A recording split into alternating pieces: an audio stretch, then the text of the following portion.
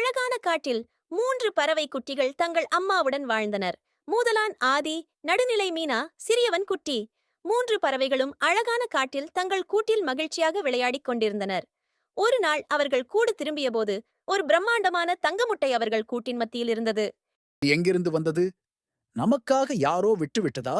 ஆதி ஆச்சரியமாக கேட்டான். மீனா திரும்பி பார்த்தாள். நிச்சயம் இது ஒரு அற்புத முட்டை. இதை பாதுகாக்க வேண்டும். குட்டி உறுதியுடன் சொன்னான்.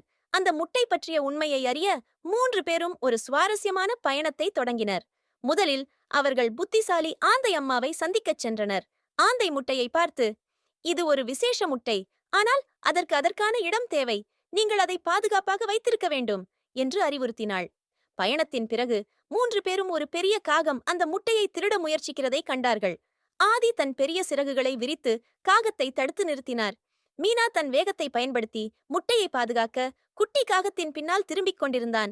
3 பேரின் ஒருங்கிணைந்த முயற்சியால் முட்டை மீண்டும் பாதுகாப்பானது.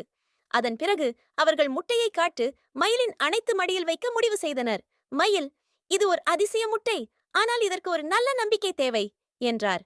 முடிவில் முட்டை வெடித்து ஒளிரும் பறவை குஞ்சு ஒன்று வெளிவந்தது. அது கோடிக்கணக்கான ஒளியை வழங்கும் தன்மை கொண்டது. அந்த குஞ்சு காட்டில் அமைதியை ஏற்படுத்தியது. அதன் ஒளிகாட்டின் அனைத்து பிரச்சனைகளையும் தீர்த்தது.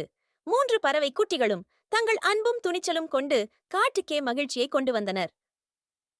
இருக்க வேண்டும் ஒன்றிணைந்து, அப்போதுதான் வாழ்க்கை முழுமையும் வெற்றி என்றனர்.